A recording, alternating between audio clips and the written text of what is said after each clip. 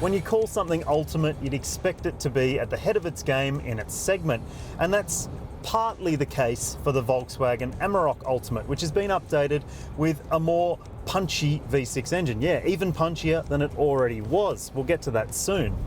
There are also some high-end luxury appointments, and it's pretty clear that Volkswagen wants to remain the only real German ute in the segment. Sadly though, there are some disappointing elements when you're considering spending big bucks on what should be the ultimate dual cab ute.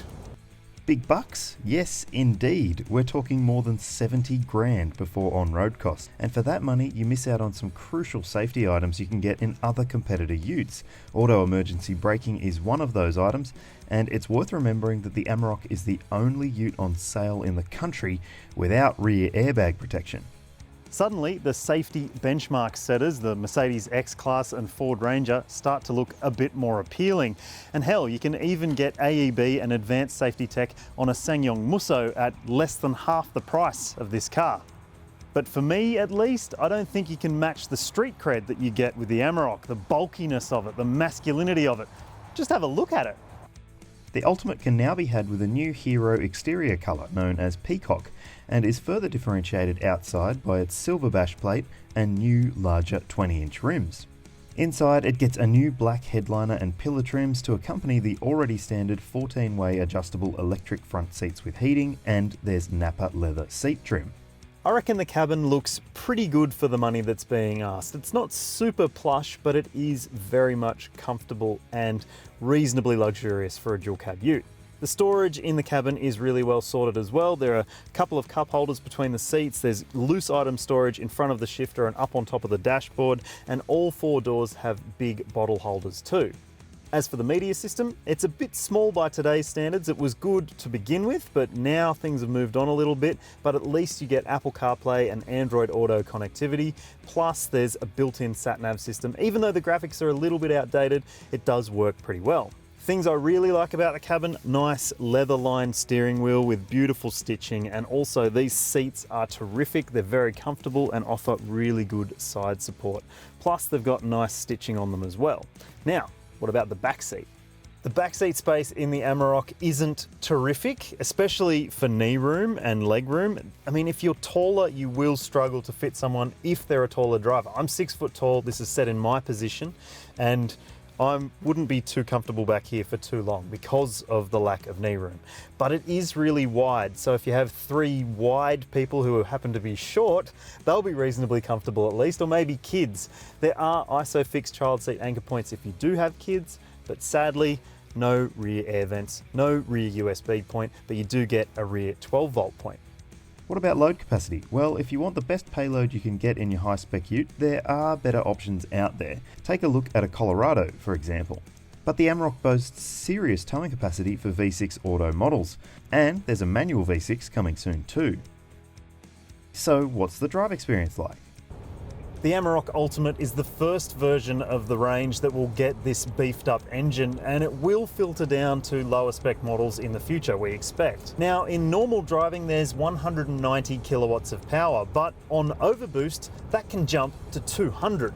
According to VW, overboost is accessible for 10 seconds in 3rd or 4th gear when applying more than 70% throttle. Yeah, that's a bit of a caveat, but there's a big torque jump as well, up to 580 Newton meters, 30 Newton meters more than the lower spec V6 still offered in the Core and some of the other variants. But what's great about the pulling power in the 580 spec of the V6 is that it's available across a broader rev range. So it means it's more accessible, more usable, and you do notice it more when you do put your foot down. Now, utes like this aren't typically considered performance vehicles, but Volkswagen reckons the 0 to 100 time for this spec of Amarok is now just 7.3 seconds, which is more than half a second quicker than it was before, and also almost as quick as some hot hatches. That's pretty impressive. As well as being quick, they reckon it's quicker than pretty much anything else in the segment.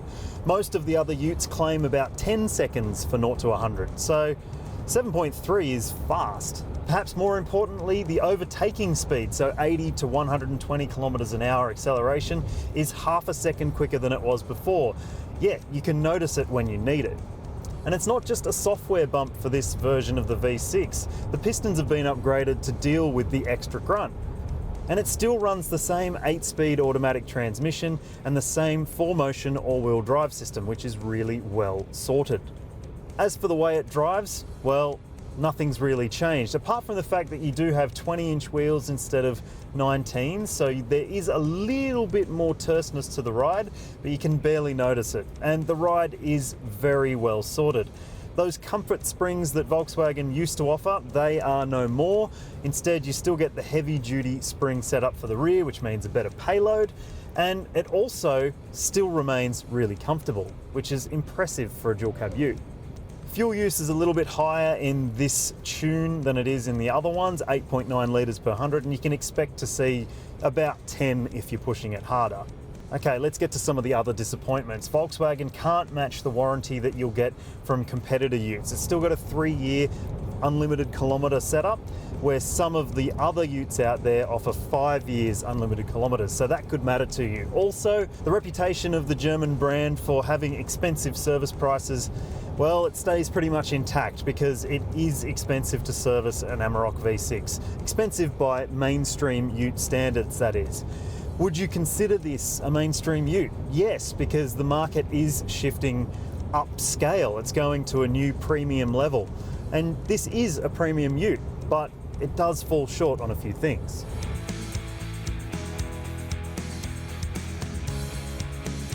So, the updated Amarok Ultimate has plenty of power, is good to drive, and quite a bit of street appeal. But it falls short in a few key areas, namely the safety, and also it's pretty expensive. So rather than call it the Amarok Ultimate, I'd probably label it the Amarok Almost.